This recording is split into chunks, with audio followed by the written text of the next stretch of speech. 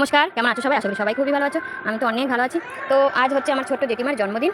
তো দেখতেই পাচ্ছ একদম রাজরানীর মতো সেজেছে। তো তার বাবা সব রকমের কাঁচা ফুলের সমস্ত রকমের গয়নাগাটি নিয়ে এসেছিলো, যেমন তাজ, মালা, পায়ের হাতের চুড়ি,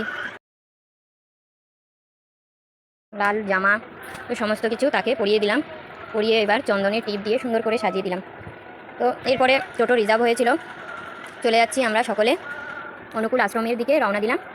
তো সবাই তো খুব আনন্দিত জেঠিমার অন্নপ্রাশন উপলক্ষে, সবাই খুব মজা করছে, হাসাহাসি করছে।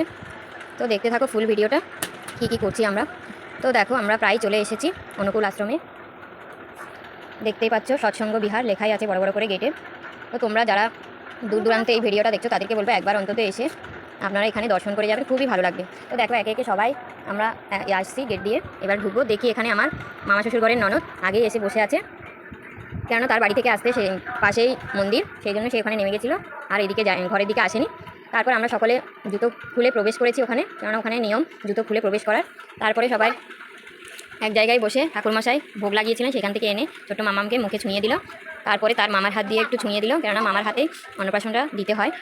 এবার ওর ঠাকুমা এবার সবাই মিলে একে একে একটু একটু সবাই খাইয়ে দিল ভালোবেসে। এরপরে আমাদের মধ্যে নিয়ম যে মামাকে ছাতা নিয়ে ঘুরতে হয়, সেই জন্য একটু জেঠিমাকে ঘুরিয়ে আনলো ছাতা ধরে। তারপরে সবাই একটু ফটোশ্যুট করলাম, একটু আনন্দ মজা করে চলে গেলাম রান্নার দিকে। তো ওখানে কোনো রকম অনুষ্ঠানে সব রকম ব্যবস্থাই আছে। আপনারা যারা যারা কোনো রকম অনুষ্ঠান ক্রিয়েট করতে চান ওই সৎসঙ্গে, তা আপনারা আসতে পারেন, খুবই ভালো লাগবে।